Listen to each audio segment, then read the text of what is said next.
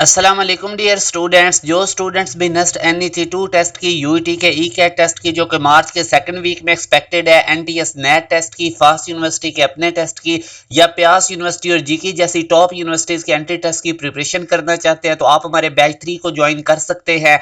इस दिए गए कॉन्टैक्ट नंबर पर रब्ता करके आप लोग हमारे बैच की तमाम डिटेल्स ले सकते हैं। जिन बच्चों ने अभी तक हमारे व्हाट्सएप चैनल को फॉलो नहीं किया जरूर करें, क्योंकि इसके थ्रू आप लोगों को डिफरेंट फील्ड्स के स्कोप के बारे में बताया जाएगा, टॉप यूनिवर्सिटीज के एंट्री टेस्ट की अपडेट्स मिलेंगी, उनमें स्कॉलरशिप कैसे लेना है, तो इस तरह की तमाम एजुकेशनल अपडेट्स आपको इसी चैनल के थ्रू मिलेंगी। इस चैनल का लिंक आप लोगों को इस वीडियो के डिस्क्रिप्शन के अंदर मिल जाएगा। आज आप लोगों के साथ डेरिवेटिव वाले चैप्टर में से काफी इंपॉर्टेंट एंट्री टेस्ट के एमसीक्यूज में डिस्कस करूंगा, साथ साथ एक्सप्लेन करता जाऊंगा। काफी इंपॉर्टेंट है, पास्ट पेपर्स में आए हुए हैं।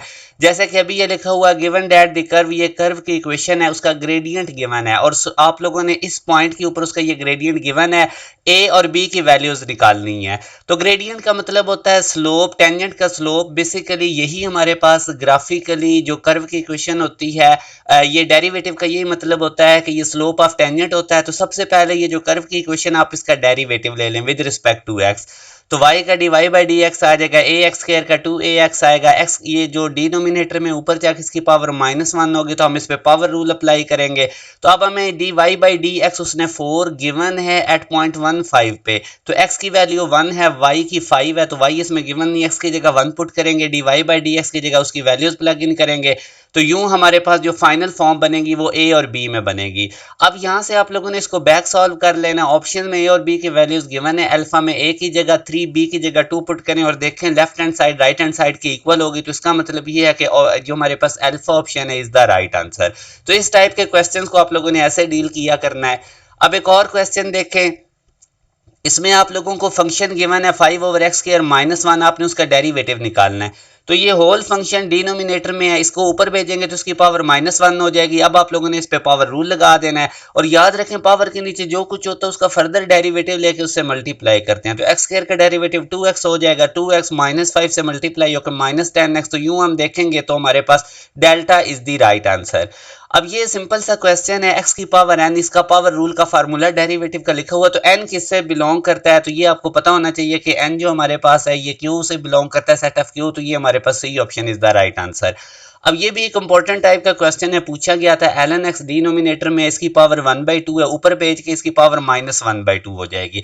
जब किसी भी फंक्शन सारे की पावर होगी तो उस पर पावर रूल अप्लाई कर दें, यानी पावर स्टार्ट में पावर में से एक माइनस करें और पावर के नीचे जो कुछ लिखा हुआ उसका फर्दर डेरिवेटिव लें। तो अब आप इसको सॉल्व करेंगे तो -3/2 पावर +3/2 नीचे हो जाएगी। तो बस ये हमारे पास आंसर है जो कि सी ऑप्शन में मौजूद है। एक और क्वेश्चन देखें, the last non zero derivative इस फंक्शन का निकालना है। तो अब अगर मैं ये फंक्शन लिखूं और इसका पहला डेरिवेटिव निकालूं तो कांस्टेंट एज इट इज आएगा, x की पावर 7 का 7, x की पावर 6 आएगा, पावर पहले पावर में से एक माइनस करेंगे, 5 कांस्टेंट है उसका डेरिवेटिव 0 हो जाएगा। अब अगर हम इसका और डेरिवेटिव निकालेंगे 30, अब ये 7x की पावर 6 है तो 7 एज इट इज, x की पावर 6 का डेरिवेटिव कैसे होगा, 6 पहले आ जाएगा, पावर में से एक माइनस कर दिया, तो ये 7 6 बन गया। अब इसी तरह अगर मैं इसका आगे फर्दर डेरिवेटिव निकालूं तो ये 5 पहले आ जाएगा, x की पावर 4।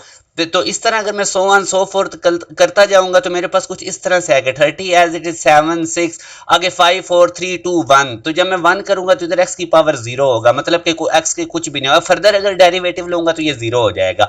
तो लास्ट नॉन जीरो डेरिवेटिव आप देख सकते हैं हमारे पास ये 30 और साथ ये बेसिकली 7 6 5 4 3 2 1, ये 7 फैक्टोरियल बन चुका है। तो यूं हमारे पास beta is the right answer. Important type का क्वेश्चन, इसको एक दफा फिर देखें, ये काफी दफा आया हुआ है।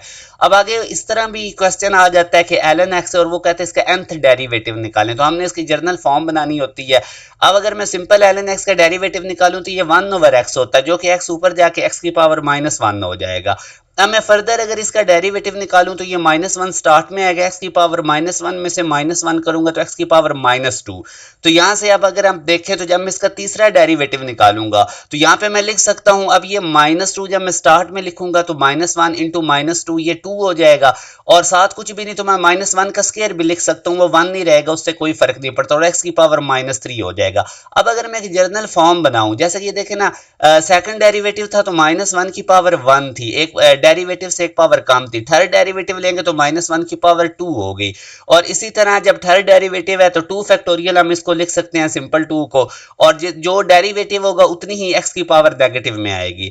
तो यूं अगर इसकी मैं जर्नल फॉर्म बनाऊं तो अगर आपने nth डेरिवेटिव निकालना है तो -1 की पावर एक कम करनी है n-1, और जो फैक्टोरियल जिस नंबर का लेना है, जैसे इधर देखें थर्ड डेरिवेटिव था तो 2 फैक्टोरियल था एक कम करके, तो इसी तरह अगर n डेरिवेटिव है तो आप लोगों ने n-1 फैक्टोरियल लेना और साथ x की पावर -n, और ये -n नीचे जाएगा तो x की पावर n, जो कि हमारे पास delta is the right answer. एक और क्वेश्चन देखें 35th डेरिवेटिव cos x का निकालना है, तो याद रखें cos x और sin x हर चौथे डेरिवेटिव के फोर्थ डेरिवेटिव में ये दोबारा रिपीट होते हैं, तो इसलिए आप लोगों ने 35 को 4 पे डिवाइड करना है, रिमाइंडर 3 आएगा। तो अब आपने cos x के 3 डेरिवेटिव ले लेने, फर्स्ट डेरिवेटिव सेकंड थर्ड लेंगे तो आप लोगों के पास दोबारा से अल्फा ऑप्शन आ जाएगा। अच्छा, इसी तरह पाई की पावर x है, ये पाई एक कांस्टेंट नंबर है, जब आप लोग इसका डेरिवेटिव लेंगे, जब नंबर का डेरिवेटिव लिया जाता है तो याद रखें आप लोग हम क्या काम करते हैं, कांस्टेंट के ऊपर जब वेरिएबल हो तो पहले उसको एज इट इज लिखते हैं और नीचे जो भी कांस्टेंट हो उसके साथ ln लगा देते हैं, तो ये हमारे पास इसका बन जाएगा डेरिवेटिव।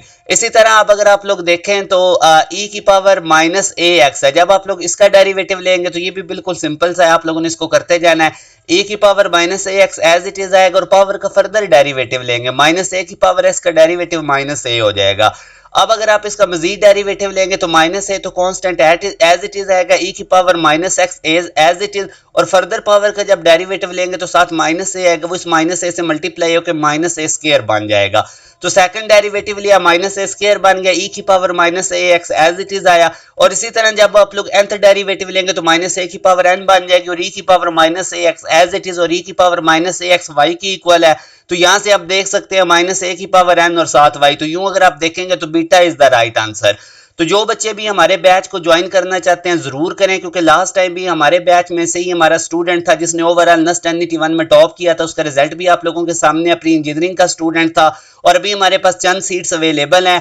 आप लोग इस बैच को जरूर ज्वाइन करें, दिए गए कॉन्टैक्ट नंबर पर रब्ता करके आप लोग तमाम बैचेस की हमारे बैच की डिटेल ले सकते हैं, इसमें आपको बड़ी कंप्रीहेंसिव तैयारी करवाई जाएगी। बाकी चैनल के साथ कनेक्टेड रहें, अपना ख्याल रखिएगा, अल्लाह हाफिज।